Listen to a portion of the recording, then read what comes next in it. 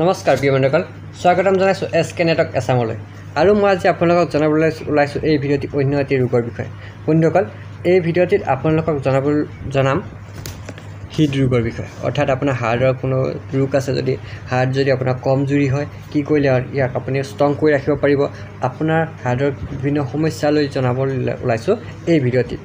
বন্ধুসকল, আপোনাৰ যদি যিকোনো কথাতে ভয় লাগে, হঠাৎ যদি ভয় লাগে, আপুনি দুখ লাগে, অৰ্থাৎ আপুনি কিবা এটা চক খায়, অতি কিবা এটা আপুনি হঠাৎ ভয় খায়, বা যিকোনো সৰু কথাতে আপুনি ভয় খায়, তেনেহ'লে হাৰ্ট ৰোগত বেছি লক্ষণ, অৰ্থাৎ আপোনাৰ হাৰ্টটো দুৰ্বল হ'ব পাৰে। বুকুখন ধপধপায়, কেতিয়াবা আপোনাৰ বুকুৰ বিষ হয়, উশাহ নিশাহ লোৱাত কষ্ট হয়, অলপতে ভাগৰ লাগে, মূৰ ঘূৰাই, তেজ সঞ্চালনৰ গতি খৰতকীয়া হয়, জ্বৰ হয়, শুকান কাহ হয়, বাওঁফালৰ বুকুখন যদি বিষ হয়, যকৃত আপোনাৰ বৃদ্ধি হয়, ভৰিৰ তলৰ গাঁঠিৰ ওচৰতে আপোনাৰ ঠাণ্ডা লাগে ইত্যাদি আপোনাৰ বিভিন্ন ৰোগৰ যদি লক্ষণ দেখা হয়, তেনেহ'লে আপুনি গম পাব এইটো আপোনাৰ হাৰ্টৰ অসুবিধা বা হাৰ্টৰ ৰোগ হৈছে। আপোনাৰ যদি হাৰ্টৰ ৰোগৰ পৰা বাচিব পাৰে, আপুনি বিভিন্ন বন ঔষধ ব্যৱহাৰ কৰি আপুনি এই হাৰ্টৰ ৰোগৰ পৰা আপুনি বাচি থাকিব পাৰিব। সেই বিষয়ে আপোনাক জনাব ওলাইছোঁ। বন ঔষধ সাধাৰণতে আপুনি এইবোৰ কৰিলে, যদি এটা সুস্থ মানুহ হয় তেনেহ'লে এইবোৰ ব্যৱহাৰ কৰে, তেনেহ'লে আপুনি হাৰ্টৰ ৰোগৰ পৰা বাচি থাকিব পাৰিব। যদি আপোনাৰ হাৰ্টৰ ৰোগ হৈ আছে, ইয়াৰ পৰা উপশম হ'ব। গতিকে এই বিষয়ে আপোনাক জনাবলৈ ওলাইছোঁ।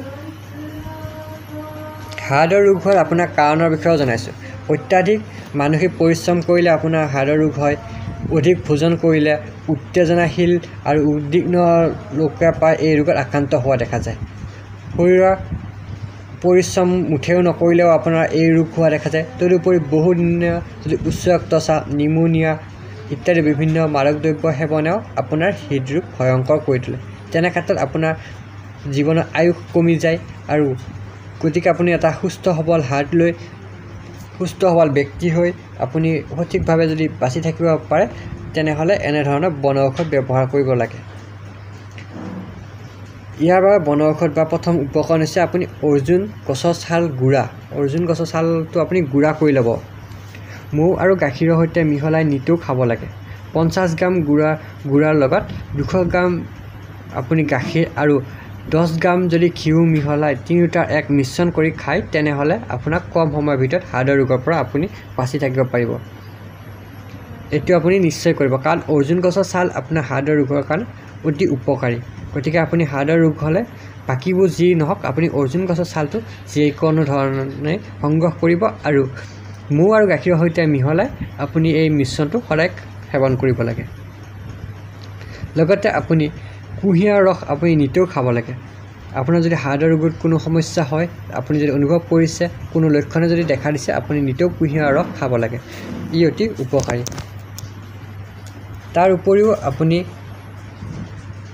অৰ্জুন গছৰ কেঁচা ছাল 200 গ্ৰামমান খুন্দি যদি লয়, আৰু সেই খুন্দি 2 লিটাৰমান পানী উতলাই সমানে দুবাৰকৈ দিনে দুবাৰকৈ খালে, আপুনি 1 মাহ যদি এনেকৈ কণ্টিনিউ খায়, তেনেহ'লে হাৰ্টৰ ৰোগৰ যদি হৈ আছে তেনেহ'লে উপশম হ'ব। আৰু যদি আপোনাৰ হাৰ্টৰ ৰোগ হোৱা নাই, 2 দিন বা 3 দিনৰ মূৰে মূৰে যদি এনেকৈ সেৱন কৰি থাকে, আপোনাৰ হাৰ্টত কেতিয়াও কোনো ৰোগ বা কোনো সমস্যা সৃষ্টি নহয়। তেনেহ'লে আপুনি হাৰ্টৰ সমস্যাৰ পৰা বাচি থাকিব পাৰিব। আপুনি নিতৌ পাৰিলে আপেল খাব। আপেল অতি উপকাৰী। আপেলে হাৰ্টৰ ৰোগ ভাল কৰে। আমলখিৰ ৰস যদি 2 চামুচ আৰু 250 মিলিগ্ৰাম গুড় আৰু গাখীৰৰ সৈতে যদি 3টা এই উপকৰণ মিহলাই আপুনি খায়, তেনেহ'লে হাৰ্টৰ ৰোগৰ পৰা বাচিব। আপোনাৰ যদি হাৰ্টৰ ৰোগ হৈ আছে, তেনেহ'লে নিতৌ কণ্টিনিউ 1 মাহ খাওক, তেনেহ'লে নিশ্চয় আপুনি এই ৰোগৰ পৰা বাচি থাকিব পাৰিব। আৰু যদি আপুনি সুস্থ সবল ব্যক্তি হয়, তেনেহ'লে এই মিশ্ৰণটো খালে আপোনাৰ হাৰ্ট ৰোগ পৰা দূৰত থাকিব বা আপোনাৰ হাৰ্ট ৰোগৰ কোনো সমস্যাই আক্ৰান্ত কৰিব নোৱাৰে। হাৰ্ট ৰোগ হ'লে মাটিকঁঠাল, নাচপতি, আঙুৰ এইবোৰ খোৱা উপকাৰী। এইবোৰ খালে আপোনাৰ ভাল হোৱা দেখা যায়। লগতে আপোনালোকৰ যদি এনেকুৱা সমস্যা হয়, তেনেহ'লে ঘিউ, মিচিৰি আৰু মাখন মিহলি কৰি খালেও হাৰ্ট ৰোগৰ পৰা আপুনি উপকাৰ পাব। অৰ্থাৎ আপুনি হাৰ্ট ৰোগৰ পৰা মুক্তি লাভ কৰিব পাৰিব। ইয়াৰ উপৰিও আপুনি এই সমস্যাত যদি ভুগি আছে, তেনেহ'লে মৌজোল ৰাতিপুৱা আৰু গধূলি 25 গ্ৰামকৈ যদি খায়, তেনেহ'লে এই ৰোগৰ পৰা ভাল হ'ব। হাৰ্টৰ ৰোগত সমস্যা থকা ব্যক্তিসকলে ত্ৰিফলা 10 গ্ৰাম পানীত মিশ্ৰণ কৰি আহাৰ খোৱাৰ পিছত খোৱা উচিত তেনে কৰিলে আপুনি এই ৰোগৰ পৰা বাচি থাকিব পাৰিব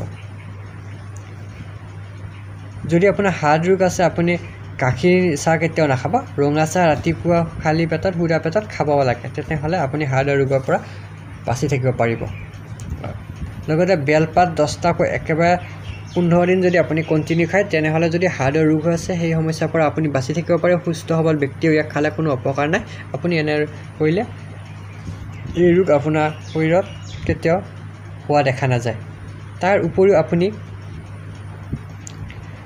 কচু ঢেকীয়া কলমৌ কলডিল পদিনা মানিমুনি নহৰু আদা খেজুৰি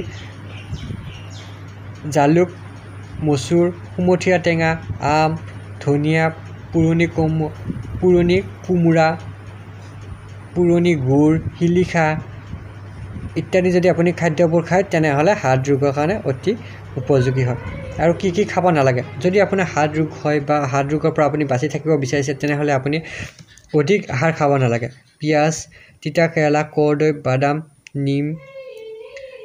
নিমৰ পাত উৰহি আলু নিমখ মাদক দ্ৰব্য মহৰ গাখীৰ কবি কেঁচা জলকীয়া মাংস মাছ তিতা দ্ৰব্য খোৱা বেয়া